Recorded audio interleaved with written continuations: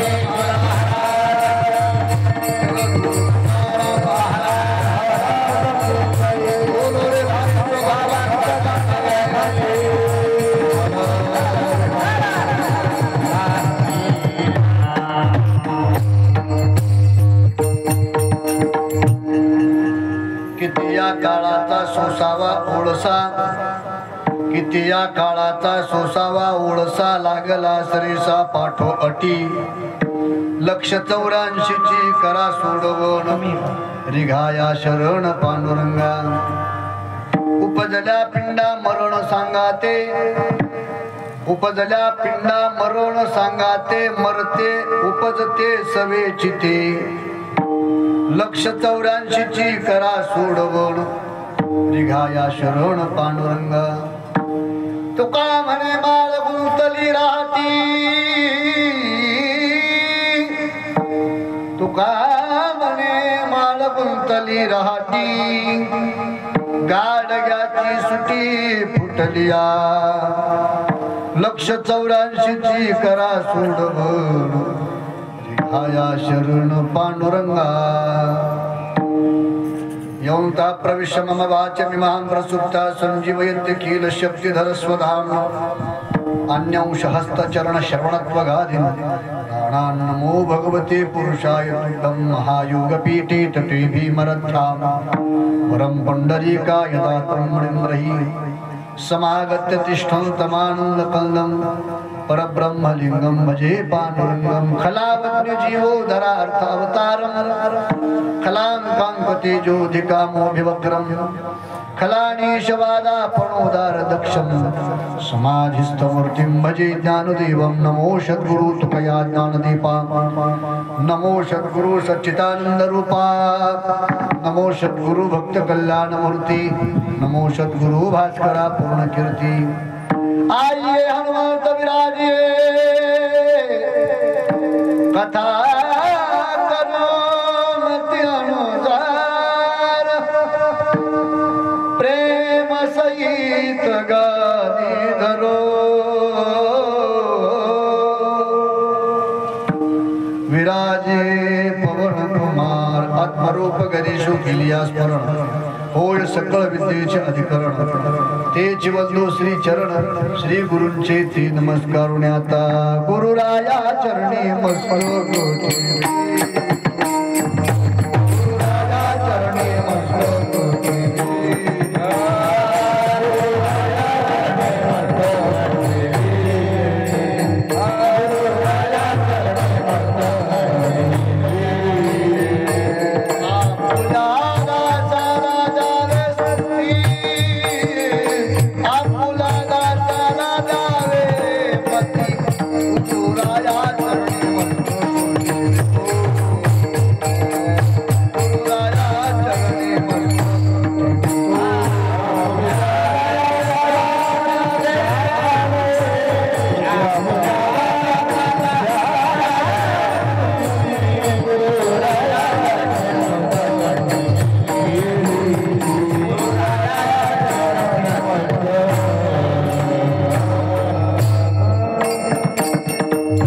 ज्याचे गावी केला वास त्याशी नसावे उदास मस्तक माझा पायावरी या वारकरी संताच्या प्रभो तुम्ही महिषाची मूर्ती मी तुला अर्पित श्री भक्ती म्हणून बोल जरी गंगावती तरी स्वीकाराल की किती या काळाचा सोसावा ओळसा लागला सरेसा पाठोटी 184ची करा सोडवण रिघाया शरण पांडुरंगा प्रस्तुत कीर्तन रूपी शिवकीर्ता निवडलेला अभंग महान भगवत भक्त वैष्णवा माझे श्रेष्ठ वैराग्याचे मूर्तिमंत पुतळे देहू निवासी जगद्गुरु तुकोबार आहे त्यांचा 4 चरणाचा अतिशय महत्वाचा स्वतःची व्यथा व्यक्त करणारा अभंग या ठिकाणी प्रगट केलेला आहे विठ्ठल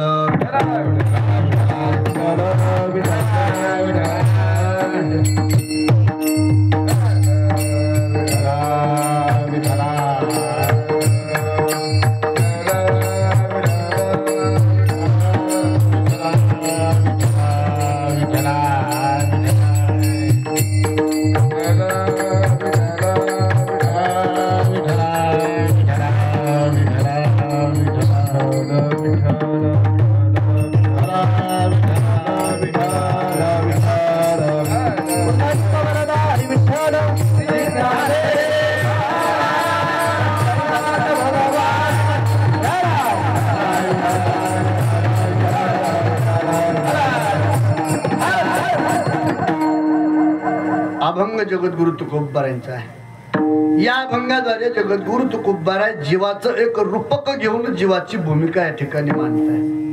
अभंगाचा सरळ सरळ भावार्थ गोड आहे.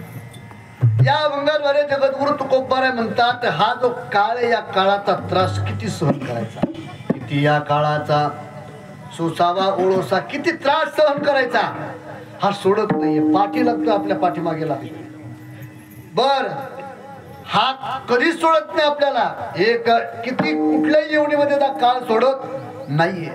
म्हणून या काळापासून आपली काय करायची तर सोडवणूक करायची. लक्ष 84ची करा सोडवून यातून आपलं सुटका करायची. मग याच्यातून सुटका जर करायची असेल तर काय उपाय आहे? रिघाया शरण पांडुरंगा, त्याला शरण या, त्याच्याशिवाय याच्यातून सुटका होणार नाही. जर त्याला शरण गेलो नाही तर तुकोबाराय म्हणतात, उपजल्या पिंडा मरण सांगा ते, मरते उपजते सविचिते. हा जो पिंड आहे जो गेलाय तो जन्माला येणार आहे, आणि जो जन्माला आहे तो मरणार आहे. त्या मृत्यू लोकाची एक घटना आहे. मृत्यू लोकाची एक घटना आहे. कोणती? ज्ञानोबा ज्ञानेश्वरीमध्ये गोड लिहितात, उपजे ते नाशे, नाशे ते पुनरपी दिसे, हे घटिका यंत्र दैसे परिभ्रमिका. बघा काय ज्ञानोबारांची बुद्धी आहे महाराज. ज्ञानोबारांनी जीवाची अवस्था सांगत असताना 750 वर्षापूर्वी वैज्ञानिक शोध या ओळीमध्ये सांगितला. वैज्ञानिक शोध सांगितला. कोणता? मी तुम्हाला विचारतो, तुमच्या माझ्या हातामध्ये घड्याळ आहे. काय आहे? घड्याळ आहे. घड्याळ. मला सांगा बसलेली मंडळी, घड्याळीचा शोध कोणी लावला? हा बरं, आताच्या काळाला काही लय आमची घड्याळ नाहीये. घड्याळीचा शोध लागला कधी? कधी लागला? का एक 60-70 वर्ष समजा. आताचा शोध आहे, लय काही आमचा नाहीये. मला असं वाटतं बघा, तुमच्या काळामध्ये ज्यावेळेला तुम्ही तारुण्य अवस्थेत होता, म्हणजे एक 40 वर्षाच्या अगोदरचा काळ घ्या. 40-50 वर्षाच्या अगोदर घड्याळीला किती महत्व होतं? भाऊदेव चढत नव्हता नवरदेव. कशामुळं? घड्याळीला. कारण त्या काळात त्याची किंमत होती. त्याच्या अगोदर 40 वर्ष पहा, 100 वर्ष धरा, 100 वर्षाचा शोध आहे घड्याळीचा. पण लावला कोणी? एखाद्या सायंटिस्ट ना. आता आपल्याला काय त्याचं मला तर काही नाव येत नाही, पण जगातले सायंटिस्ट जर कोण असतील तर त्यांचं नाव आहे ज्ञानोबाराय. 750 वर्षापूर्वी ज्ञानोबारांनी ज्ञानेश्वरीमध्ये लिहून ठेवलं, हे घटिका यंत्र जैसे परिभ्रमिका. घटिका यंत्र म्हणजे घड्याळ. घड्याळीचे काते जसे फिरतच राहतात का, 12 वर आलं की तो 1 वर येणार, 2 वर येणार, फिरत फिरत 12 वर येणार, परत तो 1 वर येणार. ज्ञानोबाराय म्हणतात तसं हा जो जीव आहे, उपजल्या पिंडा, याचं मरण येणारच आहे, आणि मेला की पुन्हा जन्मणारच आहे.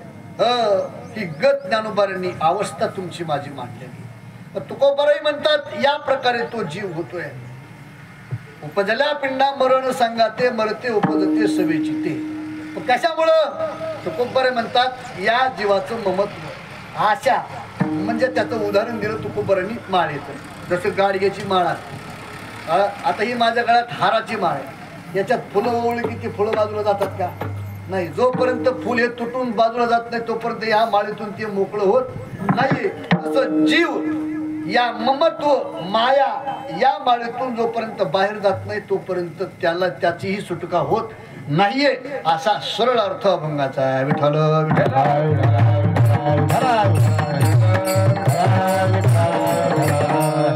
अभंगावरती सविस्तर पूर्वक चिंतन मांडण्यापूर्वी अल्पासा परिहार्थ म्हणजे असा की कीर्तन किम निमित्ताने आपल्या सर्वांना ज्ञाते, पण वाक्याचं एक कर्तव्य म्हणून मला तुम्हाला सांगितलं पाहिजे. वैकुंठवासी हरिभक्तीपरायण एकनाथराव यांच्या प्रथम वर्ष श्राद्धाच्या निमित्ताने हे कीर्तन आहे. त्याचं आयोजन केलेलं हरिभक्तीपरायण आमचे गणेशराव, विलासराव या 2 सुपुत्रांनी त्यांचं या कीर्तनाचं आयोजन केलेलं आहे. बसल्या बसल्या तुम्हालाही प्रश्न पडेल की त्यांचं चरित्र काय होतं आणि तुम्ही त्यांच्याबद्दल आता कीर्तन. वास्तविक पाहता मी नेहमी सांगत असतो महाराज, कीर्तन हे पुन्हा करता असतं, हे एक महत्वाचं आहे. काय लोक एक महत्वाचं आहे. तुम्ही साहजिकच आमच्यावर संशय घेऊ शकता, महाराज लोकांनी धंदे मांडले, पैसे मिळाले म्हणून कोणाचे कीर्तन करावं लागेल, तुम्ही एक संशय घेऊ शकता. पण सांगू तुम्हाला, कीर्तन पुन्हा करता असतं. जे आपल्यातून देहरूपाने गेलेत की त्यांच्याकरता कीर्तन नसतंच नाही. पण कीर्तन कोणा करताय? जे इथं उपस्थित आहे त्यांच्या करताय. शास्त्र सांगतं, मी बोलत नाहीये. माझे गुरुवारी भारतीदास साहेबराव महाराज पठाळकर नेहमी सांगायचे, शास्त्र सांगतं धनानी भूमो पशवश्य गोष्टी भाऱ्या ग्रहद्वारे जन स्मशाने. किती धन कमवा, धन कुठपर्यंत आहे? तिजोरीत राहत. किती समाज कमवा, समाज स्मशानापर्यंत येतो. पत्नी किती प्रेम करू द्या, घराच्या द्वारापर्यंत होते. या देहावरती आपण कितीही प्रेम करा, लाकडाच्या चितेवरती हा देह जळून खाक होतो. पण जीव जो आहे का, जीव जो आहे का, शास्त्र सांगतं कर्मानुभोगश्यती जीव एका. कर्मानुसार जीवाला गती मिळते. काय? जर त्या जीवाचं कर्म चांगलं सुंदर असेल तर उत्तमची गती तो एक पावेल, उत्तम भोगिल दिव खाणी. जर त्या जीवाचं कर्म जर स्वच्छ नसेल तर खंती तेने करा होणे गाढ. त्यात तुम्ही आणि मी आणि बघा, कर्माला बाद हा जीव करू शकत नाही. तुमचं माझं कर्म कोणी बदलू शकत नाही. कर्म एवढं ताकदवान आहे, एवढं ताकदवान आहे कर्म. कर्म सांगूत का तुम्हाला, चांगल्याला कर्म चुकलं नाही मला.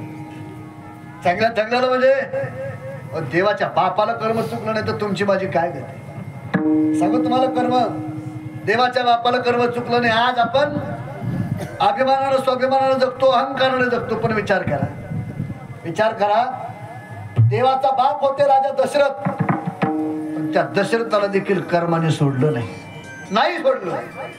कर्मामुळे मृत्यू आला. मी बोलत नाही, नामदेवरायचा अभंग आहे. नामदेवराय बोलतात कर्मे श्रीराम वनवासे गेला, कर्मे दशरथ वियोगे मेला, कर्मे रावण क्षय पावला, वियोग घडला सीतादेवी. हे बघा, या 4 लोकांचं कर्म सांगितलं. त्यातला देव सोडून द्या, कारण देवाला कर्म नाहीये. देवाला कर्म नाहीये. तुम्ही म्हणाल कसं काय? मी माझ्या बुद्धीनं बोलत नाहीये. ग्रंथाचा अध्ययन गुरुदेवांचा उपदेश. गीतेमध्ये सुंदर सांगितलं भगवंताने. देव सांगतात गीतेमध्ये, श्रीमद भगवत गीतेमध्ये, की कर्म कुणाला आहे? केवळ आणि केवळ जीवाला कर्म आहे. कर्मानी बंधीनी मनुष्य लोक. कर्म कुणाला बांधलेलं आहे? मनुष्य लोकाला. तुम्हाला मला कर्म आहे, बाकीच्यांना कर्म नाहीये. बघा, तुमच्यात जीवात आणि प्राण्यामध्ये फरक आहे, आपल्यात आणि प्राण्यांमध्ये फरक आहे. प्राण्यांना क्रिया आहे आणि तुम्हाला मला कर्म आहे. म्हणजे कर्म आणि प्राण्याला क्रिया. आता लक्ष देऊन ऐका, क्रिया आणि कर्म याच्यात बदल काय, फरक काय, स्पष्ट करा. कळलं पाहिजे आम्हाला, क्रिया कशाला म्हणतात आणि कर्म कशाला म्हणतात. तर लक्ष देऊन ऐका. जे काही केल्याच्या नंतर ज्याच्यामध्ये आपली आसक्ती राहते, सुखात्मक दुःखात्मक काहीतरी आसक्ती राहते, त्याला कर्म म्हणतात. आणि जे केल्याच्या नंतर ज्याच्यात काहीच आसक्ती राहत नाही त्याला क्रिया म्हणतात. म्हणून प्राण्यांना क्रिया आहे आणि तुम्हाला मला कर्म आहे. उदाहरण जर देऊन सांगायचं झालं तर आता आपण सगळे शेतकरी वर्गातले माणसं आहे. आता बऱ्याचशा लोकांच्या ज्वारीची गव्हाची पेरणी चालू आहे, काही ऊसाची लावणी चालू आहे. मग मला सांगा, एखाद्या व्यक्तीनं दिवसभर जर शेतामध्ये आऊत हाणलं, वखर हाणलं आणि दिवसभर हाणल्याच्या नंतर संध्याकाळी त्यानं गोठ्यात बैल बांधले, बैलानं वैरण टाकली, घरी आल्याच्या नंतर बऱ्याच दिवसानंतर त्यानं शेतीत काम केलं नव्हतं म्हणून काच काम केलं, जरा तब्येत बिघडली. मग जेवण आटोपल्याच्या नंतर तो त्याच्या पत्नीला म्हटलं की मी काय केलं आज दिवसभर, बोला काय केलंय? काम केलंय मी, दिवसभर आऊत हाणलंय, माझे पाय दुखायला लागले, माझे पाय चेपून दे. म्हणजे विचार करा, मी आऊत हाणलंय, मी काम केलंय, ही आपली काय राहिली? आसक्ती राहिली. म्हणून ते तुम्हाला मला कर्म आहे. त्याच वखराला, त्याच आवताला, त्याच नांगराला 2 बैल होते. ते बैल म्हणत नाही आम्ही आऊत हाणलंय का आम्ही नांगर हाणलाय, त्यांची कशी आसक्ती राहत नाही. म्हणून त्यांना ती क्रिया, कर्म फक्त जीवाला आहे. विठाला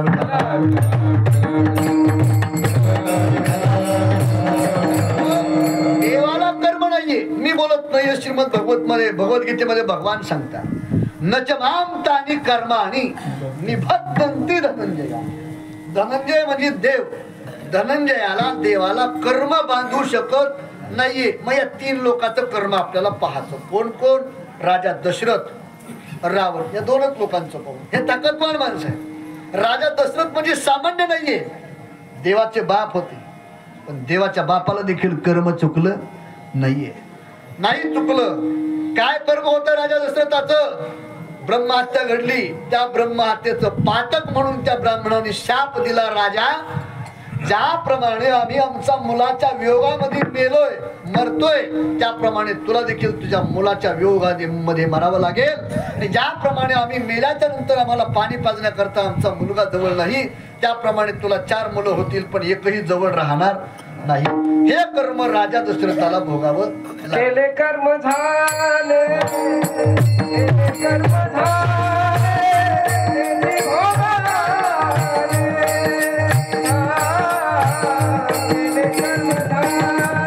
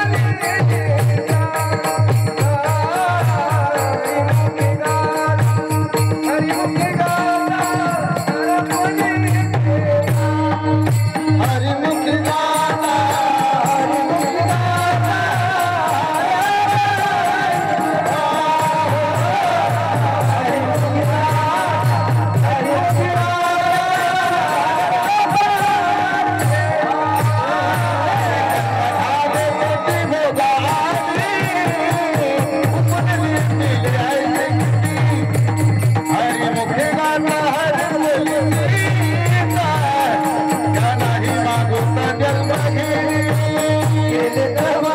केले कर्म केले कर्म झाले, त्याची भोगाले, उपजले मेले, ऐशी किती कर्म कुणाच्याच बापाला चुकत नाही. राजा दशरथाचं कर्म ऐकलं आपण. बरं चला, रावण का सामान्य होता का महाराज? आता रावणाचं गोड चरित्र आहे. आपण रामायणामध्ये रामचरित्र ऐकतो, बहुतांशी प्रमाणात रामाचं चरित्र लोक सांगतात, पण रावण कोणी सांगितला? रावणाचं चरित्र माहिती का आपल्याला? नाही. आणि त्याच्यामुळं रावण आपल्या डोळ्यासमोर निगेटिव्ह उभा राहिला. रावणाचं ओरिजिनल चरित्र रावण होता कसा हे आपल्या डोक्यात अजूनही नाही. रावण म्हटलं की आपल्या डोळ्यात वाईट आहे, क्रूर वृत्तीचा आहे, राक्षस आहे, एवढंच आपल्या डोक्यात येतं. पण रावणासारखा ताकदवान जगामध्ये कोणताच भक्त नव्हता महाराज. सांगू तुम्हाला, भगवान शंकराची भक्ती करणारे जी काही लोक आहेत का, त्यामध्ये रावण हा श्रेष्ठ आहे. श्रेष्ठ आहे रावण. का? महादेवानं सगळं काही सगळ्यांना दिलं, पण स्वतःचं आत्मलिंग रावण सोडून कुणालाच दिलं नाही. स्वतःचं आत्मलिंग रावण सोडून कुणालाच दिलं नाही. मग विचार करा, रावण का सामान्य असेल का? सामान्य रावण असं आपण रावणाला नाव ठेवतो. काय ताकद रावणाची सांगू तुम्हाला, काय ताकद रावणाची. ऐका, रावण एवढा ताकदीचा रावण महाराज, एवढा ताकदीचा रावण. रावण जर पूजेला बसला ना काका, पूजेला जर बसला रावण, रावणाचा नियम होता, रोज महादेवाच्या पिंडीवरती 108 कमळाची फुलं व्हायचा.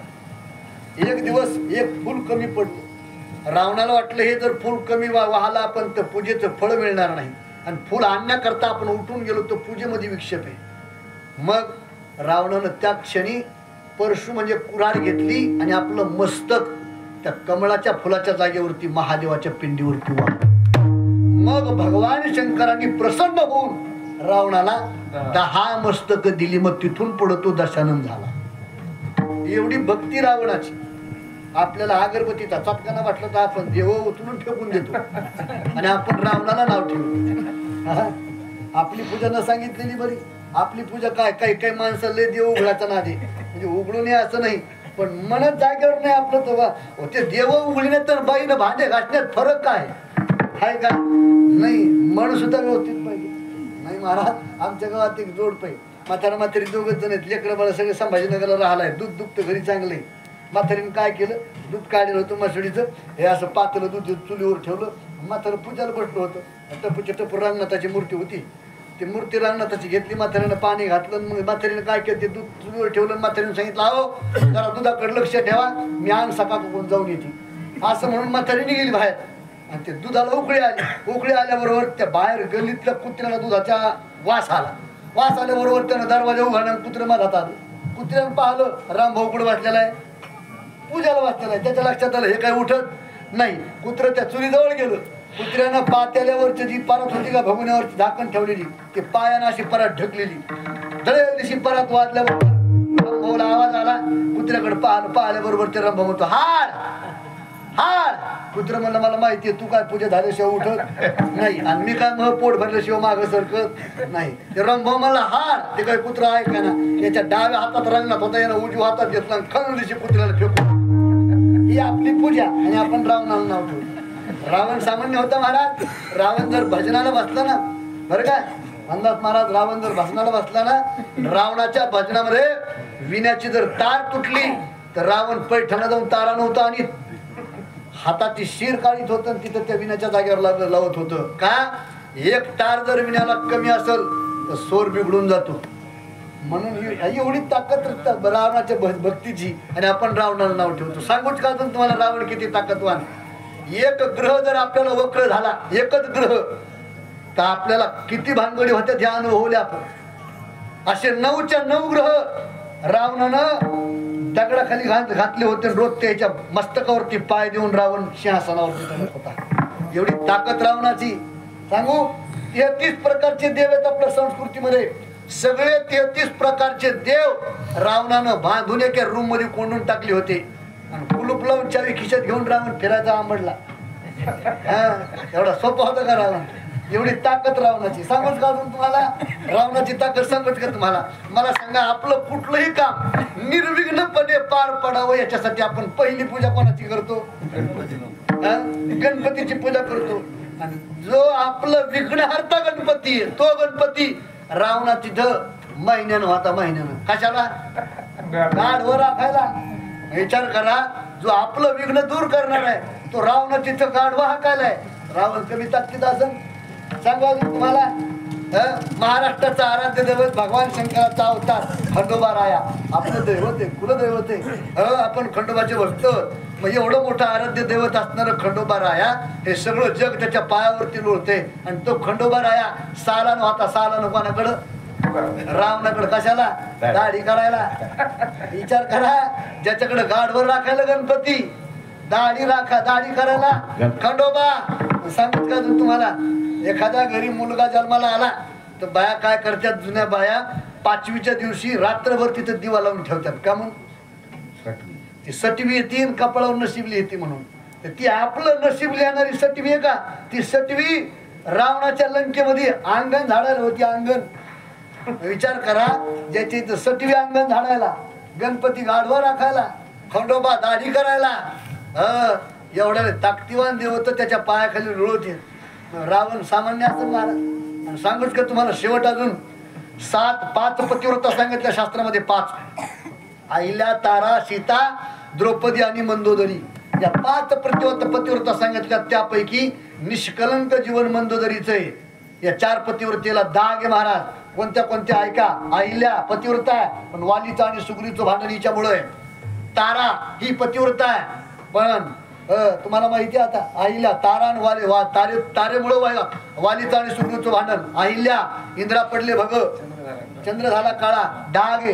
द्रौपदी 5 पती आहेत. सीता 6 महिने रावणाकडे राहिलेली आहे. निष्कलंक जीवन फक्त एकच तिचं नाव मंदोदरी. ताकदवान पतिव्रता रावणाच्याकडे. रावण सामान्य असत एवढा ताकदवान रावण पण त्या रावणाला देखील कर्मानं सोडलं नाही. मला हे तुम्हाला महत्वाचं सांगायचं. एवढा ताकदवान रावण पण रावणाला कर्मानं सोडलं नाही. मरावं लागलं रावणाला देखील. कशामुळं कर्मामुळं. एवढं ताकदवान कर्म आहे कर्म कुणाला चुकत नाही, अजिबात चुकत नाही कर्म, अजिबात चुकत नाही, अजिबात चुकत नाही कर्म, कुणाचंच कर्म चुकत नाही. हे झालं महाराज. अजून तुम्हाला कर्म सांगू का? कुणाचं कर्म? हो, बऱ्याच लोकांचं कर्म महाराज. माझे गुरुवारी दादा वैकुंठवासी कोठळकर महाराज नेहमी एक दृष्टांत सांगायचे कर्माबद्दल, गोड सांगायचे. कर्म कुणाला चुकत नाही, कुणाला चुकत नाही. दादा कर्माबद्दल एक उदाहरण सांगायचे. दादा म्हणायचे तुळशीचे लग्न लागले, लगन सराई सुरू झाली, लगन सराई सुरू झाली. गावामध्ये नेमकं काय होतं बघा, एकुलता एक मुलगा होता गावात, कोणाचं पटत नव्हतं. पोरग लग्नाला आलं होतं, पोराला पोरगी पाहायला जात होतं. गावातलं पोरासंग पोरगी पाहायला कोणीच जाईना. मग बाप आणि पोरग दोघं जण तांग्यात बसले आणि पोरगी पाहायला निघाले. पोरगी पाहायला गेले, पोरगी मुलगी पाहण्याचा कार्यक्रम झाला. येता येता आंबडमध्ये तांगा थांबिला बापानं, आणि आंबडमध्ये बापानं पोराला प्रश्न विचारला, बाळा तुला मुलगी पसंत आहे का? आता हा प्रश्न बापानं पोराला विचारल्याच्या नंतर, तो काय पोरगा आताच्या काळातला नव्हता, पूर्वीचा मर्यादित पोरग होतं. त्यानं खाली मान घातली आणि त्यानं सांगितलं, बाबा माझं सोडा, मुलगी तुम्हाला पसंत आहे का तुम्ही सांगा. बापानं काय उत्तर दिलं लक्ष देऊ नये का? बापानं सांगितलं, बाळा मला मुलगी पसंत आहे, पण माझी सून म्हणून नाही, मग तुझी आई म्हणून पसंत आहे. आता मला सांगा, आताचा बाप आताच्या बाळ्याला जर असं म्हणला काका, तर बाळ्या बापाला आंबडून घरी आणीन का खांद्यावर आणीन असं म्हणलं. पण त्या मुलानं काय केलं आहे का, बापाला तिथं उतरवलं, तांगा माग फिरवला, मुलीच्या घरी गेला, बापाला त्या मुलीच्या बापाच्या पाय पडला, म्हणजे तुमची मुलगी मला पसंत आहे. बापाला मला वाटला मला मुलगी तुमची पसंत आहे, पण माझी पत्नी म्हणून नाही, माझी आई म्हणून पसंत आहे. बापाला वाटलं, रे कोण्या बापाला वाटेल आपली मुलगी म्हाताऱ्या माणसाला द्यावी. बापानं सांगितलं काही अडचण नाही, पण तुझे वडील वृद्ध आहेत. वृद्ध म्हटल्याबरोबर त्या मुलानं हातात पाणी घेतलं, मंत्र म्हटले ना आपल्या बापाच्या अंगावर पाणी टाकलं. वृद्ध असणारा बाप त्यानं तारुण्य अवस्थेमध्ये आणला. आणि आता त्या लग्न लावून काय अडचण आहे म्हणे, नाही अगोदरच त्या बापाला एक मुलगा आहे, माझ्या मुलीचं लग्न झालं, पुढे जर मुलं झाली तर इस्टेटीमध्ये वाटा मागतील, म्हणून मला मुलगी द्यायची नाही. त्यानं सांगितलं मीच मागल ना. मग ऐका, मी इस्टेटच घेणार नाही, पण तू घेणार नाही, पण तुझं झाल्याच्या नंतर तुझी बायको तर मागल. त्या मुलानं बापाच्या सुखासाठी हातात पाणी घेतलं आणि संकल्प केला, मरेपर्यंत मी आजीवन ब्रह्मचारी व्रत पालन करत. विचार करा, बापासाठी आपलं उभं आयुष्य खर्च घालणारा, तारुण्य देणारा, विषयाचा त्याग करणारा एवढा ताकदवान मुलगा, त्याचं नाव गंगा भीष्माचार्य. एवढा ताकदवान, पण 6 महिने शेवटी बाणाच्या टोकावरती पडावं लागलं. का? कर्म. 6 महिने बाणाच्या टोकावरती पडावं लागलं. देव आले, डोळ्यात पाणी आलं, देवा अरे मी या बाणाच्या टोकावरती पडलोय, मी पापच केलं नाही देवा, मग इथं का पडावं लागतंय मला. देवानं बोलता बोलता झोप लावली. झोप लागली आणि झोप लागल्याबरोबर स्वप्न पडलं. स्वप्नामध्ये एक साधू गंगेवरती स्नानाला जाऊ लागली, आणि स्नानाला जाता जाता वाटामध्ये एक सरड्या पडला होता जखमी अवस्थेमध्ये. त्या साधूला वाटलं महिला पाणी नेण्याकरता येतात, एखादी महिला सरड्याला पाहून भ्यायची, म्हणून तो शेपटाला धरून सरड्या त्या साधूला उचलला आणि असा फेकून दिला. फेकून दिलेला सरड्या बोराटीच्या काटेवरती पडला, आणि 6 मिनिटं तो सरड्या बोराटीच्या काटेवरती राहिला, नंतर मेला. स्वप्नातून जागी झाली. देवानं विचारलं का पाहिलं, म्हणजे कोणतरी एक साधू होता, त्या साधूने तो सरड्या काट्यावरती टाकला आणि तो 6 मिनिटांना मेला. देव म्हटले तो कोणतरी नाहीये, पूर्व अवतारातले तुम्ही आहेत.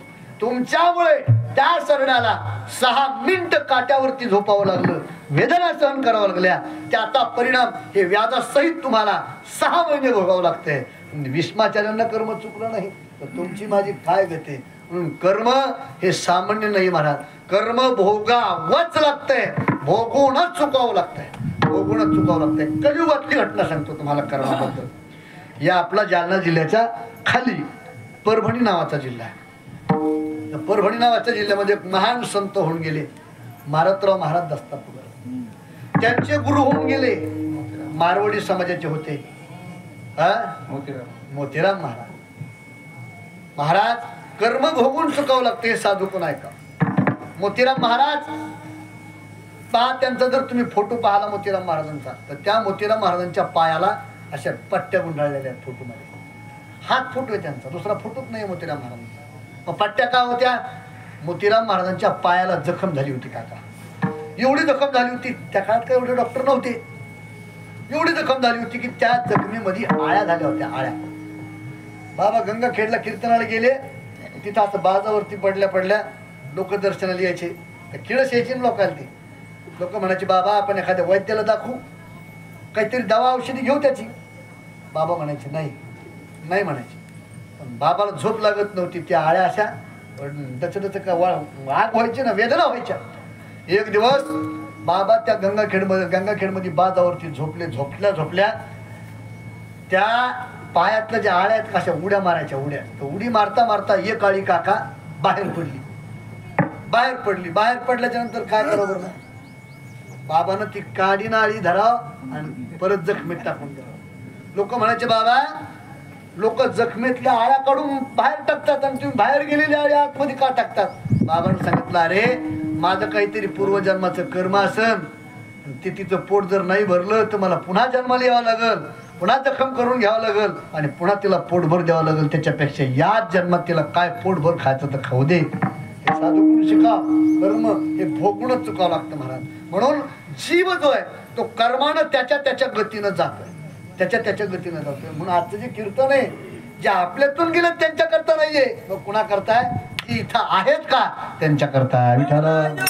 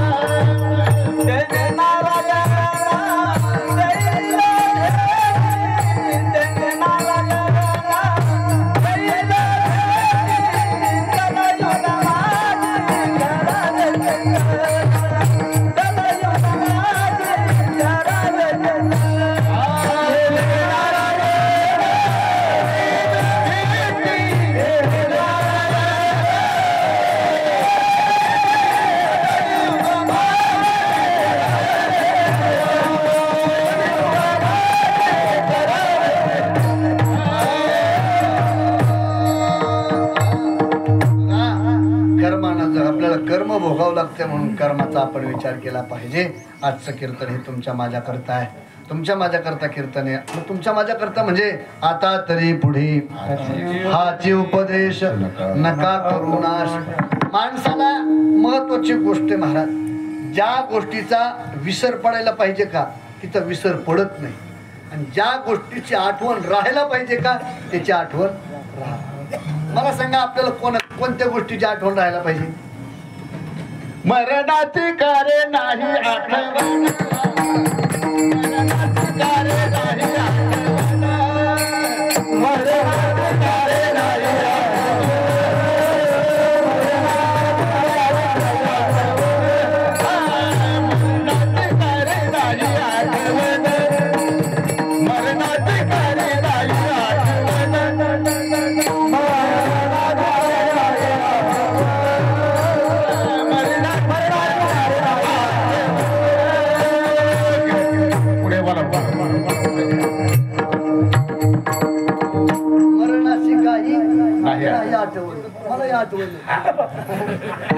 मरणाची काही नाही आठवण, पुढं मलाही नाही आठवण.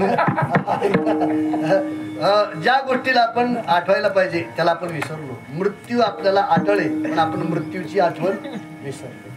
मृत्यू आपल्याला जी गोष्ट आठवायला पाहिजे का ती आठवत नाही, आणि जी विसरायला पाहिजे ती आपण विसरत नाही. मग कोणती गोष्ट आठवायला पाहिजे? आपण कोणाला किती टक्क्याने दिली, कोणाला किती दिली हे आपल्याला काय पाहिजे? आठवण पाहिजे. ही पाहिजे आठवण. बाकीची आठवण असू नाही तर नसू, पण ही आठवण नाही. आपल्याला मृत्यूची आठवण पाहिजे. का सांगू का तुम्हाला? ज्या दिवशी माणसाला मृत्यूची आठवण येते का त्या दिवशी माणसं पापच करत नाहीत. पापच करत नाही, करूच शकत नाहीत. तुम्ही म्हणाल कसं काय? उदाहरण देतो तुम्हाला. आताच मला वाटतं वनारशीतला सप्ताह बरोबर, भव्य दिव्य सप्ताह असतो. हजारो लोक असतात सप्ताह. मग तिथं आल्याच्या नंतर किंवा मोठ्या मोठ्या तुम्ही मंदिरात जाता. आता पंढरपूरची आळंदीची यात्रा आहे. या यात्रेला गेल्याच्या नंतर तिथं माईकवरती सांगितलं जातं काय? सावध राहा म्हणते. कोणापासून? चोरापासून सावध राहा. चोरांपासून सावध राहा. आपल्या बहुतांशी लोकांच्या चपला जात्यात. कुठं जात्यात? मंदिरात गेल्याच्या नंतर डागडागिने जातात. कुठे गेल्यावर मंदिरात डागडागिने जाते. त्याच्यात नवल नाहीये. या जालना जिल्ह्यानं भोगीलंय. मंदिरातला देवच चोरले होती जातो का नाही. मग देव चोरते एवढी ताकद माणसाकडे येते. म्हणजे इथं देवात सुद्धा पाप करतात लोक. पण तुम्ही कधी असं ऐकलं का? तुम्ही कधी असं ऐकलं का? म्हणजे नाही नाही अमुक अमुक माणूस गेला त्याच्या मातीला हे लोक आले का नाही, 1,00,000-1,50,000 लोक आले आणि कोणाच्या गाड्या गेल्या, कोणाचं पेट्रोल गेलं, कोणाच्या चपला गेल्या. ऐकलं कधी? ऐकलं कधी? अहो काका, कामाधंद्याची दिवसा असा माणसाला ह्या सरकेची पाळी चालू असा, बैल नसावं कोणाचे तरी आवतन बैल उसने आणलेले असावं, अर्धी पाळी हवा त्याची दांडी मोडा. आता त्याला दिवसभरात पाळी आणायची असती, दांडी मोडती. दांडी पाहत ती आवताची दांडीच भेटत नाही. पण गावात येताना पाहत स्मशानभूमीत दांडी येते. तरी उचली तर कधी? उचली तर कधी? का उचलीत नाही? कारण तिथं गेल्याच्या नंतर माणसाला कळतं पाप करायचं. मृत्यूची ज्या दिवशी आठवण येते का त्या दिवशी माणसं पाप करत नाहीत करत. बघा तुम्ही त्याला स्मशान वैराग्य म्हणतात. पण तिथे गेल्याच्या नंतर माणसं म्हणतात आपलं बी काय खरे. एक दिवस आपल्याला सुद्धा ही आठवण पाहिजे माणसाला मृत्यूची. मृत्यूची आठवण झाली की माणसं पाप कर्म करत नाही. मृत्यूला आपण विसरलो. पण मृत्यू हा अटळ आहे. घडी घडी काळ वाट याची आहे. अजून किती आहे काळानं आपल्याला सोडलंच नाही. महाराज सोडलंच नाही. तो झपडा वाचून बसलेला आपली वाट पाहतोय. बरं कधीपासून वाट पाहतोय? कधीपासून? आत्ताच पाहतो असं नाही महाराज. आपण ज्या ज्या वेळेला जन्माला आलो का एक एक येऊनी कोटी कोटी फेरा. जिथं जिथं आपण गेलो का तिथं तिथं काळ आपल्या पाठीमागा आला. क्षणभंगुर नाही भगवंता, नाही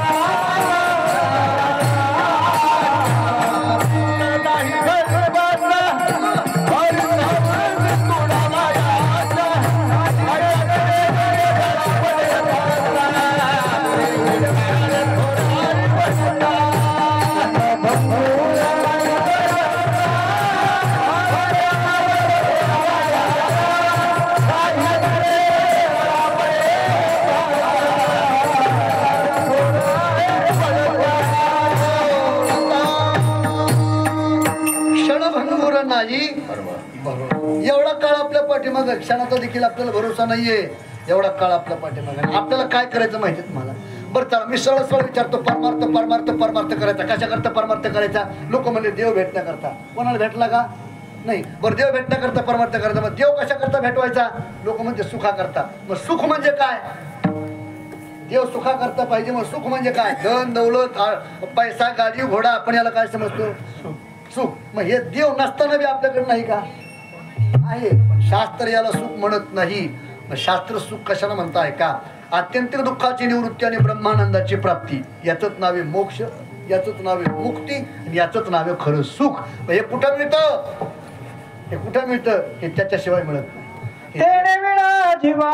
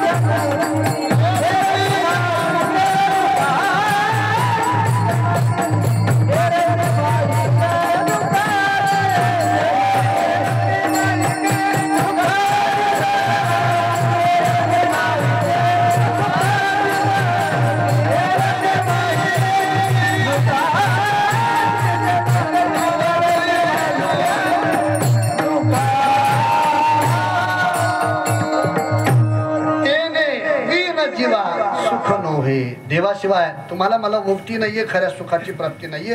खरं सुख आहे बरं, मग ठीक आहे, सुख आपण त्याला म्हणू, कशाला देवाच्या प्राप्तीला सुख म्हणू. परत मी बोलून गेलो, पुनरपी जननम पुनरपी मरणम, हे जे बंद करणे याचं नाव आहे खरं सुख, याचं नाव आहे खरं सुख. आणि आपल्याला तेच करायचंय. आपल्याला काय करायचंय? तेच करायचे. मनुष्य देह तुम्हाला मला जो मिळाला, कशा करता मिळाला? आपण म्हणतो देवे दिला देह भजन अगो म्हणता. भजन कशा करता करायचं? देवाच्या प्राप्ती करता. देवाची प्राप्ती कशा करता करायची? जन्म मरण चुकण्या करता.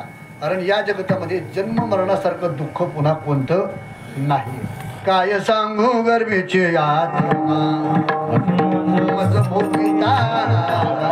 किती किती भयानक आहे महाराज. जन्म म्हणजे जन्म येणं का सोपं आहे का महाराज? नाही महाराज. नाकी तोंडी कुर्म किडे, गर्भवासाचे दुःख गाडी, पुन्हा पुढे सांगावे.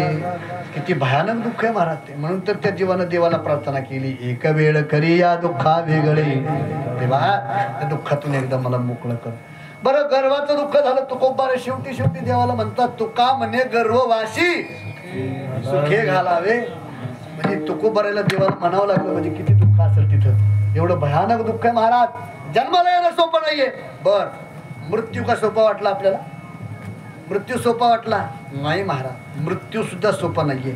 आपल्या शरीरावरती जेवढे रोम आहेत का, केस आहेत का, एका एका केसाला हजारो विंचू चावल्याच्या वेदना देह त्यागताना होतात.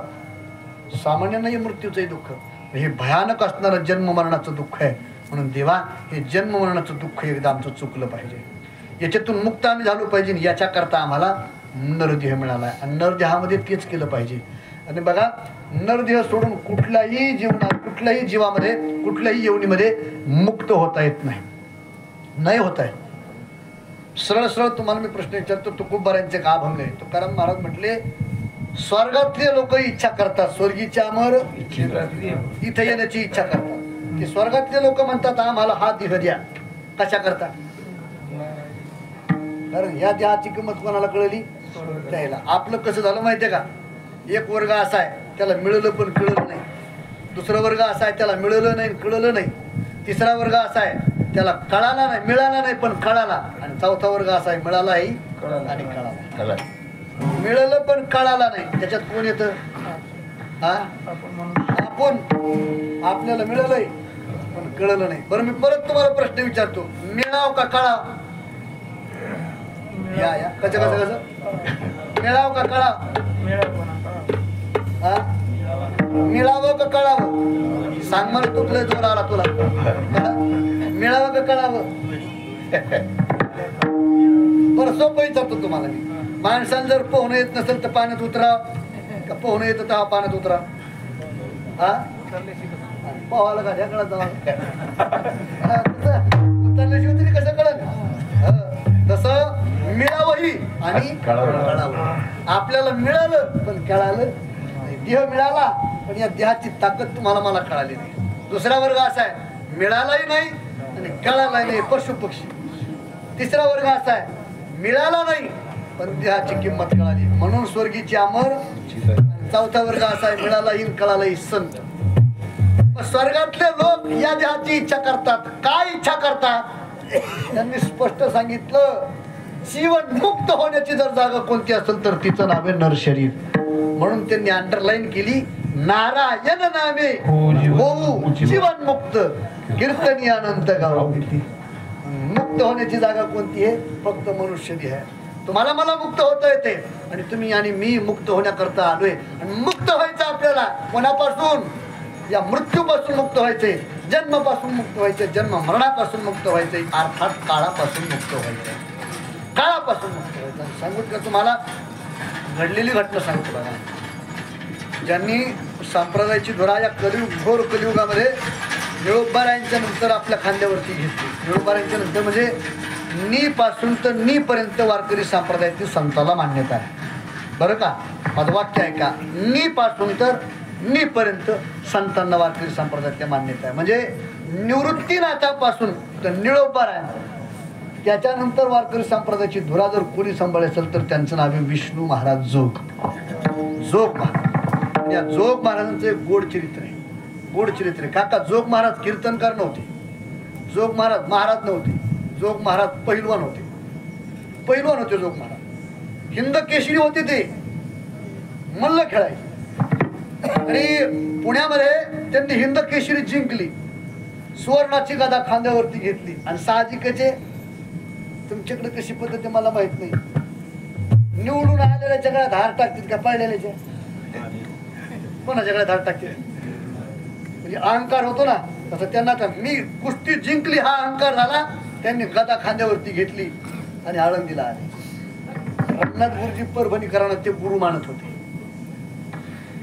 दर्शन घेतलं बाबाचं, गुरुजीला सांगितलं, गुरुजी मी हिंद केसरी जिंकवली, सगळे पैलवान चित केले.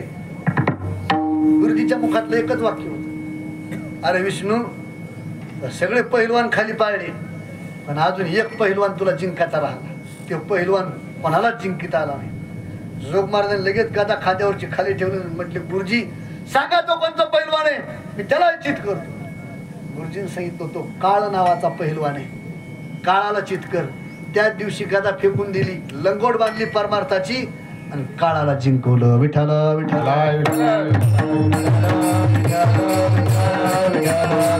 इथून पुढे त्यांनी परमार्थाची धुरा आपल्यावरती घेतली. म्हणजे काळाला जिंकवण्याकरता तुम्ही आणि मी आपण आले. काळाला जिंकायचं आपल्याला, कारण काळ हा एवढा ताकदवान आहे, यानं कोणाला देखील सोडलेलं नाहीये. तो कोपारे म्हणतात जे जे झाले अवतार हा त्याचे बरोबर. देवानं ज्या ज्या अवतार घेतले त्या त्या अवतारामध्ये तो कोपारे म्हणतात देवा मी तुझ्या सोबत आहे. पण आता तुझ्या सोबत येणार नाही का, मी काळावरती विजय मिळवणार. तो कोपारे काकुळतीनं देवाला विनंती करतात, देवा अरे आतापर्यंत या काळानं आम्हाला सोडलंच नाही, याचा त्रास कुठपर्यंत भोगावा. किती ह्या काळाचा सोसवा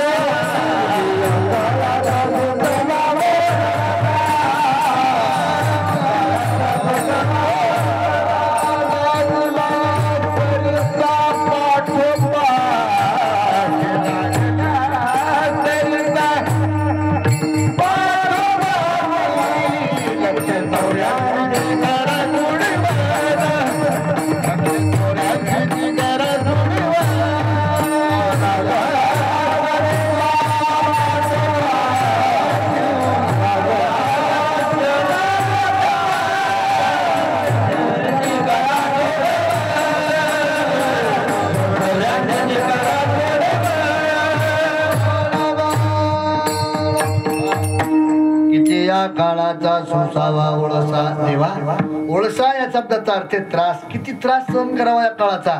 या काळानं आम्हाला आजपर्यंत सोडलं नाही आणि काळ कुणाला सोडत नाही मला. बरं काळाची भीती बाळगून लोक लपले जरी तरी काळ सोडत नाही. बघा ज्याचा मृत्यू जिथं लिहिलेला तिथं तो अटळ आहे आणि तो तिथंच होणार, तिथंच होणार. मी बोलत नाही यदा काले यद देशी, ज्याचा मृत्यू ज्या काळात ज्या देशात ज्या जागेवरती लिहिलेला का तो त्या जागेवरती होतो, त्या जागेवरती होतो. त्याला तुम्ही आम्ही काही करू शकत नाही. उगा लोक कधी कधी म्हणतात अहो आमच्या गावात तो माणूस त्या रोडनं कधीच जात नव्हता, तिकडं कधीच जात नव्हता, आज गेला आणि तो एक्सपायर झाला. तो जात नव्हताच पण त्याचा मृत्यू त्या रोडला त्या त्या जागेवरती लिहिलेला होता म्हणून त्या मृत्यूला त्याला तिथं ओढून.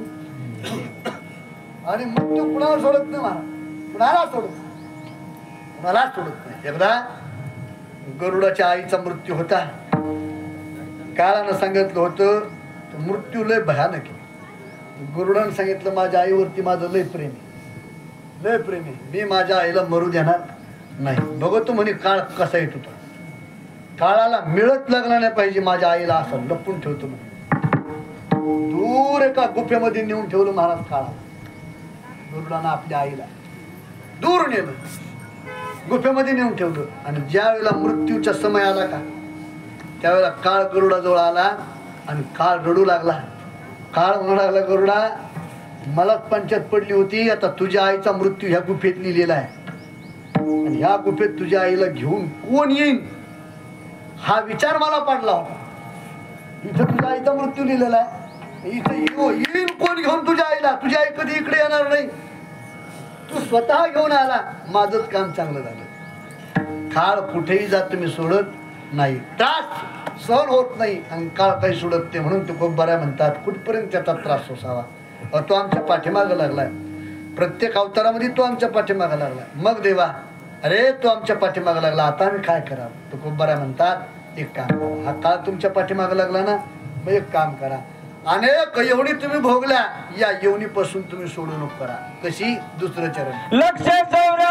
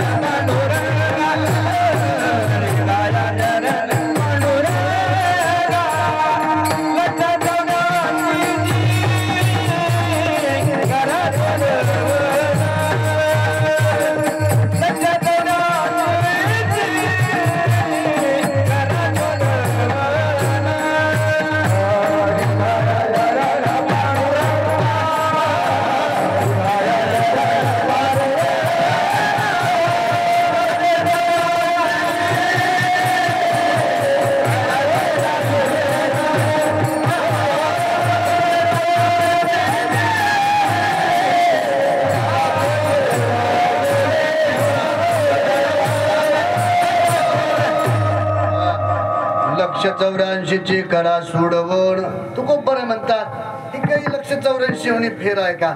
याची सोडवण करा, याची सोडवण करा. आणि आपल्याला याची सोडवण करायची महाराज, कारण हे गुंतलेलं आहे. आपण फिरतच राहतो. आपण मी ओवी बोलून गेलो, फिरतच राहतो. बघा ज्ञानोबा म्हणतात जसं आपण सकाळी स्नान केल्याच्या नंतर जुने कपडे टाकतो आणि नवे कपडे बदलतो ना, घालतो ना, परिधान करतो ना, त्या प्रकारे आत्मा हा शरीर बदलतो. आत्मा त्या प्रकारे शरीर बदलतो, लगेचच बदलतो. म्हणून याची घटना जी आहे का, ही थांबवायची आपल्याला. लक्ष 84 करा सोडवून. मग याच्यातून सोडवण करायची, त्याला उपाय काय? एकच उपाय. निघाया शरण पांडुरंगा. त्याला शरण जा. त्याला शरण गेलं की महाराज त्याच्यातून सुटका होती. कोणाकोणाची झाली? कोणाकोणाची झाली?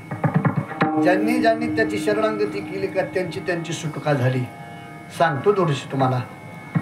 बघा म्हणून तर तुकोबारांची एक वाक्य आहे गीतेमध्ये. भगवान देखील म्हणतात अंतकालीचे मामेव स्मरण मुक्ता कलेवर. देव म्हणतात अंतकाळी ज्याच्या नामा आले मुखा तुका म्हणे सुखा पार. कमीत कमी शेवटी का होईना आपल्या डोळ्यासमोर जीव असावा. परिणाम काय होतो?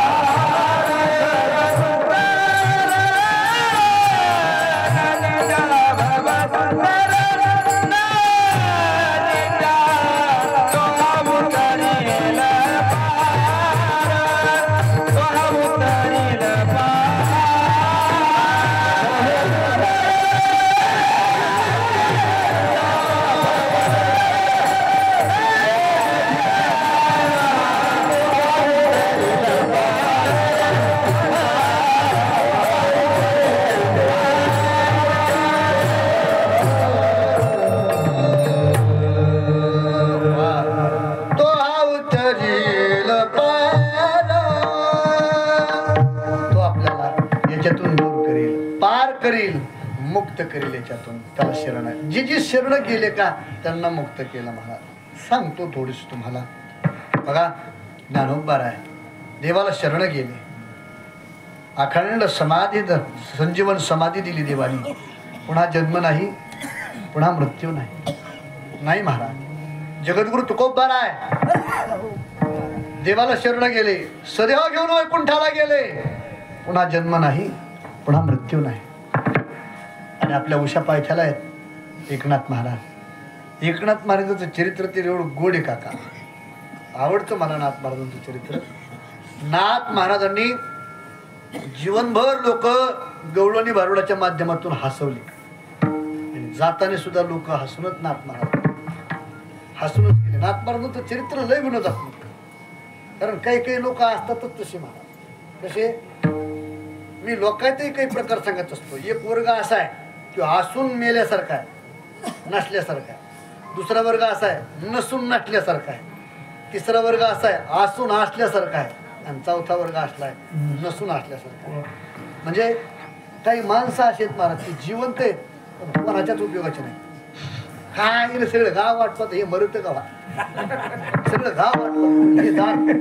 काही माणसं अशी हे लय अक्क तर तुमच्याकडे आहे की नाही मला माहिती नाही, पण आमच्या गावात एक ना तर लय खडू लय खराब लय चित्र. तुमच्याकडे काय काय शब्द ते सगळे शब्द त्याला लागू पडते पहा.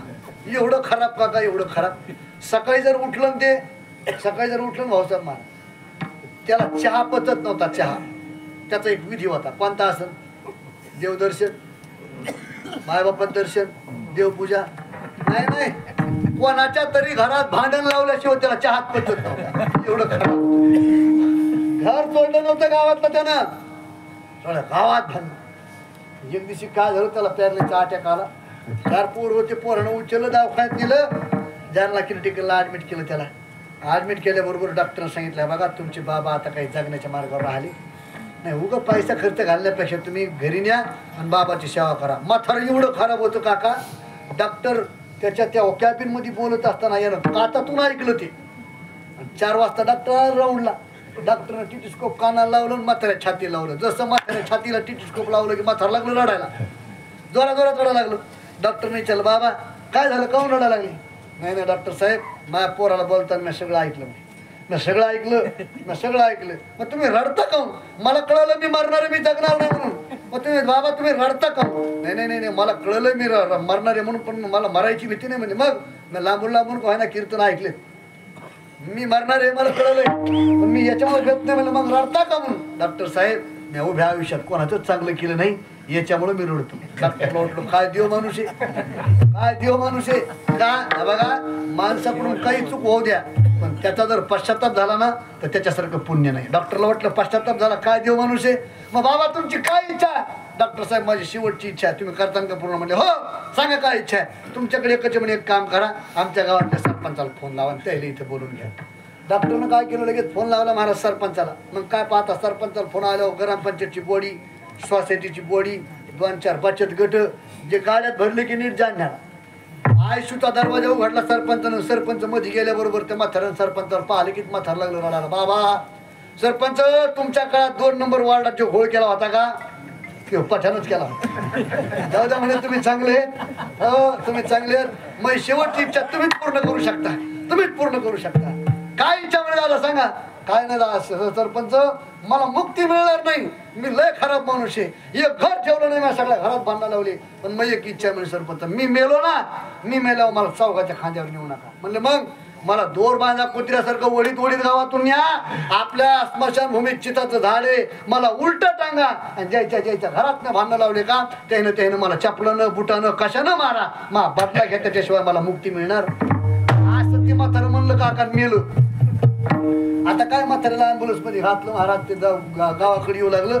सरपंचाने 2 माणसं पाठीले जालन्याच्या नव्या मोठ्या 25 किलो नवी सोल आणली काय पाहता माता.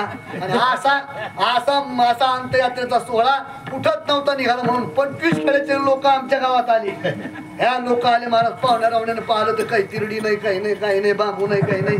मग पाहुणे लागले पुजपूज करायला. सरपंचानं सांगितलं अजिबात नाही, आमच्या दादाची इच्छा आहे म्हणले बांधून उडीत न्यायचं. मग का पाहता महाराज दादाला आंघोळ घातली, पायाला दोर बांधलं, कुत्र्यासारखं उडीत नेलं.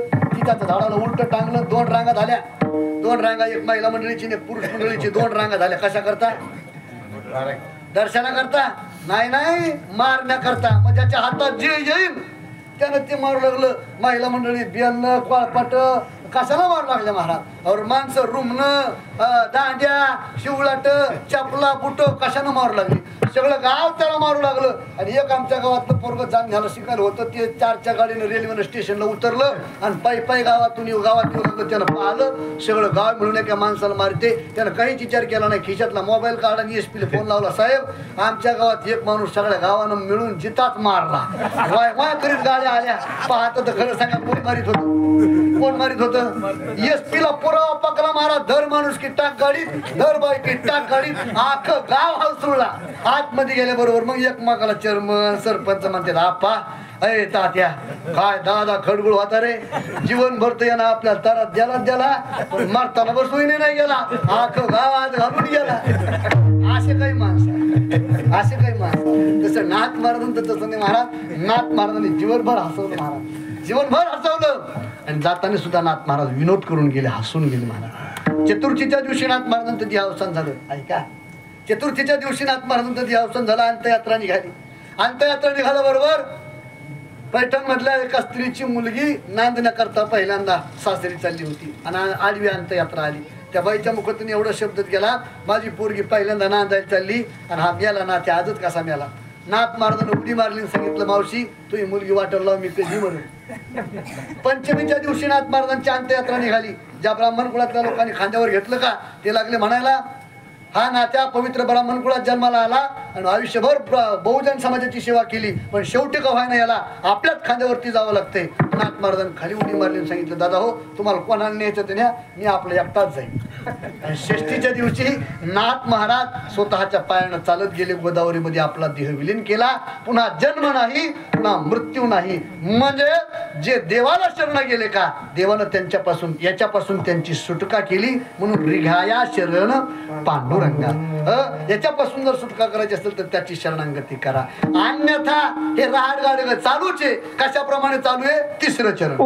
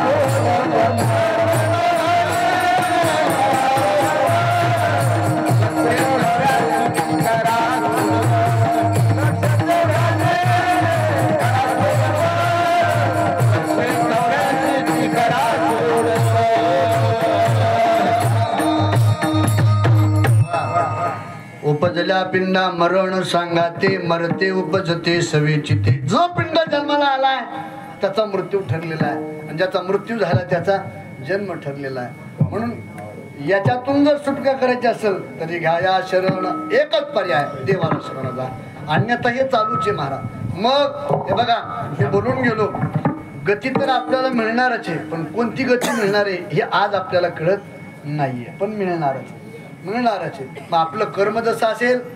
एक गीत आहे बघा, अभंग नाही तो आवडतो म्हणून कधी कधी मी म्हणतही असतो. ते काही वाईट नाहीये. आता लोक गाणे जर म्हणायला लागले तर आपण चांगलं म्हणायला काय अर्थ नाही. महान गायक होऊन गेला महाराज एक, तर त्याला एक वेगळ्या समाजामध्ये जन्माला आला म्हणून तो प्रसिद्ध झाला नाही जास्त, नाही का. त्या गायकाची कृपा आहे आपल्यावर. का सत्यनारायणाची पोथी बांधण्याशिवाय आपल्याला माहितीच नव्हती. पण त्या प्रल्हाद शिंदेनं आपल्या घराघरात पोहोचवलं. ऐका सत्यनारायणाची कथा, घरात पोहोचवलं महाराज. घरात ताकद ते सामान्य नव्हता होतो, सामान्य नव्हता. काय महाराज कधी कधी काय राहतं माहितीये का, हिरा जो असतो ना नालीत पडतो म्हणून त्याची किंमत माणसाला कळत नाही. आणि गारगुट चांगल्या जागेवर असते म्हणून लोक तिला हिरा म्हणते. प्रल्हाद शिंदे म्हणजे हिरा होता महाराज. त्याचं एक गीत आहे, जगी जीवनाचे सार घ्यावे दारुणी सत्वर, जगी जीवनाचे सार घ्यावे दारुणी सत्वर, जैसे ज्याचे कर्म तैसे फळ देतो ईश्वर. जसं ज्याचं कर्म असेल तसं देव त्याला फळ देतो. कर्माप्रमाणे आपल्याला गती मिळणारच आहे, पण गती नाही मिळणार असं कुणालाही नाही. ती गती मिळू नये हे कुठेतरी थांबावं, हे चालूच आहे. याच्याकरता रिगाया शरण. मग याच्यातून मुक्त व्हायचं आपल्याला शेवटचा पर्याय सांगितला. कशामुळे उदाहरण दिलं, उदाहरण कशाचं उदाहरण दिलं, गोड उदाहरण दिलं तुकोबांनी शेवटच्या चरणामध्ये.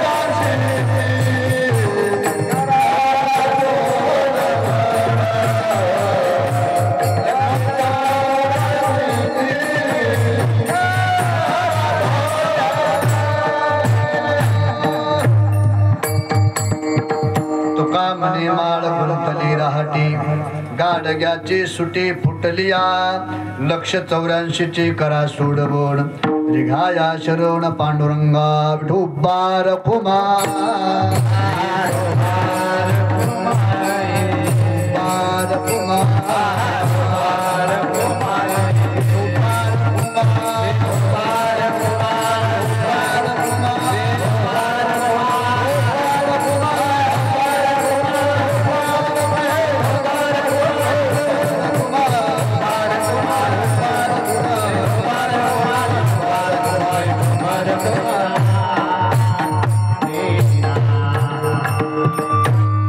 शेवटच्या चरणामध्ये तुकोबारांनी गूढ उदाहरण दिलं. ममत्व आपलं गुंतून राहतं आणि तुम्हाला मला जे दुःख होतं का याला कारणही तेचे महाराज. जन्माला येण्याचं कारण सुद्धा तेचे. तुकोबारानाथ महाराजांनी गोड सांगितलं, जन्म घेणे लागे वासनेच्या संगे. आपली वासना ज्या प्रकारे शेवटी गुंतते का त्या प्रकारे आपल्याला जन्म घ्यावा लागतो. त्याच्याकरता श्रीमद भागवतामध्ये गूढ उदाहरण दिलं. माझं जड भरत राजा हरणी गर्भा गेला घाला तो घातला वासनेने. जड भरत म्हणजे सामान्य राजा नव्हता म्हणा. जड भरत म्हणजे कोण? ज्याच्या नावामुळं या देशाला भारत नाव पडलं तो जड भरत. त्याला देखील हरणाच्या जन्माला जावं लागलं. कशामुळे? वासनेमुळे. म्हणून शेवटी वासना आपली जशी राहते त्याला आपण वासना, ममत्व, माया, मोह अशा अनेक नावं देऊ आणि आपण त्याच्या माध्यमातून गोष्टी करावी. आता मला सांगा, शेवट आपलं कीर्तन आटोपत आलं, 5 मिनिटामध्ये थांबणार मी. तुम्हाला मला जे दुःख होतं याला कारण काय मला सांगा. तुम्हाला मला जे दुःख होतं का याला कारण काय, मुळात कारण काय याचा शोध कधी घेतला आपण? सगळ्यात महत्वाचं कारण आहे जे आपलं नाही त्याला आपण आपलं म्हणतो, आपलं समजतो म्हणून आपल्याला काय होतंय? दुःख होतंय. उदाहरण देतो तुम्हाला. पायाखाली पायाजवळ माझा मोबाईल कोणाचा आहे? माझा मोबाईल आहे. कीर्तनामध्ये उडी मारता मारता त्या मोबाईलवर माझा पाय पडला आणि मोबाईल फुटला. कीर्तनामध्ये उडी मारता मारता मोबाईलवर पाय पडला आणि मोबाईल फुटला. त्याचा डिस्प्लेच कमीत कमी 12-13 हजाराचा असेल. फुटलं ते. आता ते मोबाईल फुटल्यावर खरं सांगा, खोटं बोलू नका. कीर्तन आटोपलं आपलं. खरं सांगा, मोबाईल फुटला माझा, 30-35 हजाराचं नुकसान झालं माझं. आता तुम्हाला काय वाटत? तुम्हाला काय वाटत? खरं सांगा. खरं सांगा काय वाटत तुम्हाला? म्हणजे बरं झालं असं वाटणार नाही तुम्हाला, एवढे तुम्ही खराब नाही. पण नेमकं तुम्हाला काय वाटत? तुम्हाला काही सुद्धा वाटणार वाटन का? नाही. पण मला कीर्तन करा वाटन का? का मग? बर. आणि त्या मोबाईलच्या जागेवरती जर तुमचा कोणाचा असेल तर हे बघा, मोबाईल ना तुमचा आहे ना मोबाईल ना माझा आहे. त्या मोबाईलला मी माझं ममत्व गुंतलंय, मी त्याला माझं समजतोय म्हणून तो फुटल्यावर मला काय होतंय? दुःख होतंय. हेच उदाहरण सगळीकडे घ्या. आपलं कोणीच नाही, आपलं काहीच नाही आहे का आपलं काही, पण याला आपण आपलं समजतो म्हणून आपल्याला काय होतंय. आणखी एक शेवटचं उदाहरण देतो. आणखी एक. तुम्ही जालन्यावरनं एसटी मध्ये बसलेल्या, तुम्हाला गावाकडे यायचं, तुम्हाला जालन्यावरनं बसलेले तुम्ही आणि जालन्याचं थोडं पुढं आलं का टोल नाक्याच्या पुढं आल्याच्या नंतर भयानक ऍक्सिडेंट झालेला आहे. ट्रकला एक मोटरसायकल धडकली, मोटरसायकलवरून जागेवर गेले. कोणतं गाव आहे ते? गोलापांगरी. तिथं जागेवर गेले. फुल गर्दी झाली, भयानक गर्दी झाली. तिथं गाड्या थांबल्यात, हजारो लोक थांबलेत. तुम्ही एसटी मध्ये बसल्या, तुम्ही एसटीच्या खिडकीतून त्या पडलेल्या माणसाला पाहतात. ते रक्तानं लालगुण झालेले त्या पडलेल्या माणसाला पाहतात. तुमचं त्या माणसाचं फक्त 15 फूट अंतर आहे. माणूस तुम्हाला दिसतोय. तुम्हाला काय वाटतं का? काय वाटतं का? काही वाटत नाही. तुम्ही घरी आला, हातपाय धुतले, तुम्ही चहा प्यायला लागले. चहा पिता पिता तुमच्या खिशातला मोबाईल वाजला. उचलला तुम्ही, तुम्हाला फोन आला. उचलल्याबरोबर हॅलो, बोला, आपले अमुक अमुक पाहुणे आत्ता गोलापांगरीला त्यांचा ॲक्सिडेंट झाला आणि ती एक्सपायर झाली. मला सांगा, तुमच्या डोळ्यात पाणी येते का नाही? आता मला सांगा, माणूस गेलेला तोच आहे ज्याच्याजवळ तुम्ही 5 फुटावरती 15 फुटावरती होते. त्यावेळेस तुमच्या डोळ्यात पाणी आलं, दुःख वाटलं काही? आता तुम्ही त्याच्यापासून 30 किलोमीटर लांब आहेत पण तरी तुमच्या डोळ्यात पाणी येते का?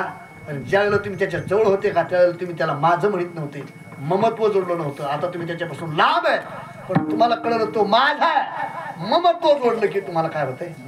हे तसंच आहे महाराज. तुम्हाला मला दुःख होण्याचं कारण एकच, जे आपलं नाही त्याला आपण आपलं म्हणतो म्हणून आपल्याला काय होतंय?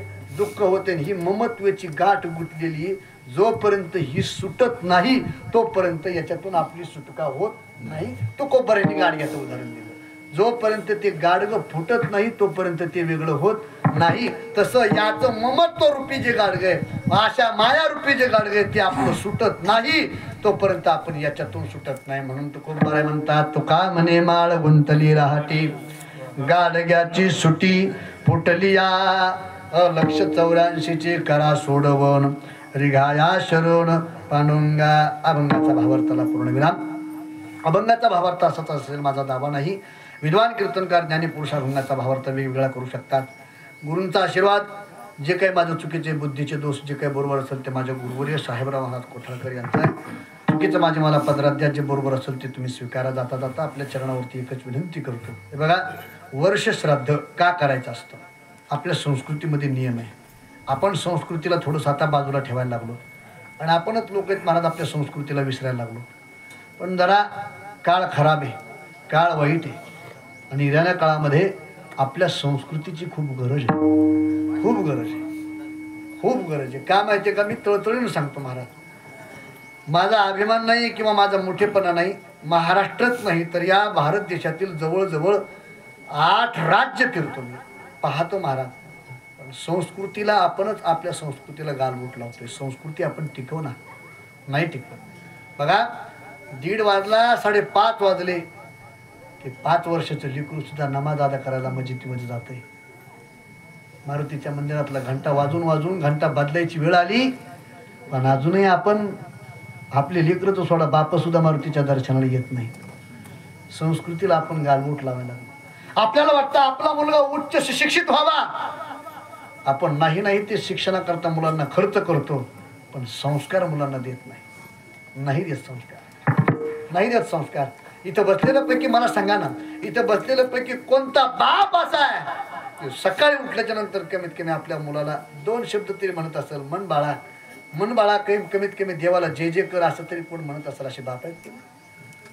मग मला सांगा, आपण आपली संस्कृती आपणच खाली करायला लागलो. अरे विदेशामध्ये, बाहेरच्या देशामध्ये आपल्या संस्कृतीला माने लोक देशामध्ये येऊन डोक्यावरती घ्यायला लागले आणि आपण आपल्या संस्कृतीला गालबोट लावायला लागलो. म्हणून हात जोडून विनंती आहे, संस्कृती सांभाळा, संस्कृती सांभाळा. अरे किती मोठा कायदा आला तरी त्या लोकांनी आपली संस्कृती सोडली नाही सोडली आणि सोडणार देखील नाहीत. मग आपण आपली संस्कृती का सोडावी? म्हणून लक्ष देऊ नये का? आपली संस्कृती जतन करून ठेवा. आणि सगळ्यात महत्त्वाचं सांगन, आपल्या संस्कृतीला गालबोट लावणारे आपलीच माणसं आहेत. देव नाही म्हणणारा एकही मुस्लिम समाजाचा नाही, एकही ख्रिश्चन समाजाचा नाही, एकही बौद्ध धर्माचा नाही. देव नाही म्हणणारे आपलेच आहेत, हे लक्षात ठेवा. देवाची निंदा सुद्धा करणारे कोण आहेत? आपलेच आहेत. आपल्याच लोकांनी आपलेच पाय खेचण्याचा प्रयत्न केलेला आहे आणि आपल्याच लोकांचे पाय खेचतात. आतापर्यंत तीच घटना आली. जरांगे पाटलासारखा माणूस मरायला लागलाय तरी सुद्धा लोक त्या माणसाला देखील कलंक लावायला. काय स्वार्थ आहे त्याचा? असू द्या, काय स्वार्थ असेल तर असेल त्या माणसाला, काय असेल तर असेल. करोडो रुपये घेऊ द्या, त्या माणसानं बिल्डिंग बांधू द्या, त्यांच्या लेकराचं कल्याण होऊ द्या, पण त्या माणसाच्या मुळे कमीत कमी हा समाज एकत्र आला ना. तो समाज कधी 2च गोष्टीला एकत्र येत होता, फक्त विवाहाला आणि अंतविधीला समाज एकत्र येत होता. तो समाज या 15 किलोच्या माणसानं एकत्र आणला महाराज. लोक त्याला सुद्धा कलंक लावायला लागले. म्हणून ऐका, ही वेळ खूप गांभीर्याने आपल्यावरती बरं का, खूप विचित्र येणारा वेळ आहे. हे कलियुगाचं चरण आहे, कलियुगाचा काळ आहे. येणारा काळ खूप वाईट आहे. पांडवांना कलियुग प्रारंभी सुरू झाल्याबरोबर भगवान श्रीकृष्ण परमात्म्याने एकच उपदेश केला. सांगतून शेवट करतो ऐका. देवानं सांगितलं होतं, पांडवांनो राजे झालात तुम्ही, कलियुग सुरू होणार आहे. आता मी द्वारकेला चाललो, कदाचित मी लवकर येईल सांगता येणार नाही, पण तुम्ही 5 भाऊ येत ना, तुम्हाला हात जोडून विनंती माझी, कोणी काहीही सांगू द्या, तुम्ही 5 भाऊ एकत्र राहा. 5तला एकही फुटला तर तुमचे पांडवांचं राज्य जायला वेळ सुद्धा लागणार नाहीये. म्हणून तुम्ही आम्ही सगळे पांडवच आहेत. म्हणून तुम्हाला विनंती आहे, आपल्यातला एक जरी फुटला ना, सांगूच का तुम्हाला, हे प्रत्येकाला अनुभव महाराज. प्रत्येकाला ज्ञानोबा म्हणतात, झाडाला पाणी जो घालतो त्यालाही सावली देते आणि जो तोडायला जातो त्याला सुद्धा सावली देते. पण तिथे गोड दृष्टांत आहे. शेवट सांगतो, तुमच्या माझ्या अनुभवातल्या सगळ्याच्या सांगतो, पूर्ण विराम देतो ऐका. झाड तोडायला जेव्हा माणूस जातो का, खांद्यावर कुऱ्हाड घेतलेली असते त्याच्या, आणि तो झाड तोडायला जातो का, त्यावेळेला काका त्या झाडाच्या फांद्या, छोट्या फांद्या रडत असतात. कारण त्या फांद्याला माहिती आहे, आता जर आपण विभगलो ना परत कधी एक येणार नाही. कोणी चुलीत जाणार त्याची राख होणार, कोणी कुणाच्या घराला जाणार, कोणी कुठं जाणार, कोणी कुठं जाणार, कधी आपण एकत्र येणार नाही. म्हणून त्या फांद्या रडतात, त्या रडतात सगळ्या फांद्या. पण जे मेन खोड असतं का, खोड मेन बूड, ते बूड त्या फांद्याला समजवत असतं, अरे रडू नका, रडू नका, फक्त एकीनं राहा, एकीनं. का, हा जो समोर झाड तोडायला आपल्याला विभागणी करायला जो आलेला माणूस आहे का, त्याच्यात ताकद नाही आपल्याला विभागण्याची, आपल्याला वेगळं करण्याची त्याच्यात ताकद नाही. पण आपल्यातला एक जात भाई त्या कुऱ्हाडीत दांडा म्हणून गेला, तेव्हा कुठेतरी आपण फुटायला लागलो. आणि जर त्या कुऱ्हाडीत, लोखंडाच्या कुऱ्हाडीत जर आपला लाकूड नावाचा जात भाई दांडा म्हणून गेलाच नाही तर तो तोडू शकतो का? हे सगळ्याच्या जवळचं उदाहरण आहे. म्हणून आपली संस्कृती जपण्याकरता हात जोडून तुम्हाला विनंती आहे, एक विचाराने राहा, सर्वांना एकत्र घेऊन चला. हिंदू धर्मासारखा धर्म जगताच्या पाठीवरती कोणता नाहीये. तुमच्या माझ्यामुळं एखाद्यामुळं जर त्या धर्माला कलंक लागत असेल तर आपण बाजूला व्हा. धर्माचं कार्य करत असताना स्वच्छ आणि सुंदर करा एवढी विनंती करतो आणि माझ्या वाणीला पूर्णविराम देतो. श्राद्ध कशाला म्हणतात? आपल्या पितरांकरता श्रद्धेनं जो केलेला विधी आहे त्याला श्राद्ध म्हणतात. आणि त्या श्राद्धाच्या निमित्ताने आजचं कीर्तन होतं आणि ती कीर्तन या ठिकाणी मी समारोप करतोय. ज्यांच्या माध्यमातून कीर्तनाचं आयोजन केलं ते हरिभक्तीपरायण गणेशराव, विलासराव, त्यांच्या चरणावरती मी साष्टांग दंडवत ठेवतो. त्यांचं सर्व हे पाचवे कुटुंब सर्वांच्या चरणावरती साष्टांग दंडवत ठेवतो. वास्तविक पाहता आज माझी परिस्थिती खरंच येण्यासारखी नव्हती. खरंच तुम्ही माझ्या तब्येतीहून आवाजावून पाहते असताल, लय दवदवे महाराज. पण चला, नातेसंबंध आहे. परत जर नाही आलं तर मग पुन्हा एकदा नाही आला, दोनदा नाही आला, ह्या असाच उड्या मारतो म्हणतील. पुन्हा लोक म्हणतील की जवळचे कीर्तन असल्यामुळे याला पैशाची भीती असेल, कोणी देते नाही देतं म्हणून येत नाही, अशी चर्चा होऊ नये. आणि सांगू का तुम्हाला, उभ्या महाराष्ट्रात नाही महाराज जिथं जातो का आजपर्यंत पैसा करता कधी पळवलोच नाही पळवलो म्हणून बरं आहे. आणि माझ्यावरती 2 गुरूंची कृपा आहे महाराज, त्याचा परिणाम मला काही कमी नाही. आता माझी उद्यापासून एक मोठी कथा आहे आणि सांगू का तुम्हाला, हिंदी भाषेमध्ये UP-मध्ये श्री क्षेत्र अयोध्या या ठिकाणी तिथल्याच लोकांनी माझी एक कथा ठेवलेली आहे. आता एक 20 डिसेंबरला भव्य दिव्य स्वरूपात आहे. आणि मी इकडून जवळजवळ 1000 लोक घेऊन चाललोय. 1000 लोक घेऊन आपल्या भागातले जवळजवळ 22 लक्झऱ्या, स्लीपर कोच, 11,000 रुपये तिकीट आहे. मला काही तुम्हाला प्रचार करायची गरज नाही, लोक सगळे मग फिक्स झालेले आहेत. समजा मला काही प्रचार करायची गरज नाही, पण एक सांगायला तुम्हाला म्हणून हे गुरूंची कृपेने सगळं होतंय. तुम्हाला फक्त एकच विनंती आहे, परत तुमच्या चरणावरती सांगतो, चेहरा पाहून तब्येत प्रकृती बरोबर नव्हती, पण सर्वांचे चेहरे पाहिले. वातावरण इथं आल्याच्या नंतर अगदी बनलं, कारण भारती बाबांची जागा आहे, त्यांच्या पदस्पर्शानं पुढीच झालेली ही नगरी आहे. म्हणजे इथं महाराज येडं जरी उभा केलं तरी ते रंगदेवता भरवणारच आहे. मग काही इथे काय अडचण आहे का? म्हणून चला, झालेली सेवा भारती बाबांच्या चरणावरती मी समर्पित करतो आणि सेवेला पूर्णविराम देतो. नुणते पुरते अधिकते सरते करुण घ्यावे तुमचे विनूत तसे, पायाच्या प्रसादे काही बोलिलो विनोदे, मद क्षमा करणे संती नोही अंग भूतयुक्ते, नोही हा उपदेश तुमचे बडबडिलो शेष, तुमच्या कृपेचे पोसोडे जन्मोजन्मी तुका म्हणे. तुकाराम तुकाराम तुकाराम तुकाराम तुकाराम तुकाराम तुकाराम तुकाराम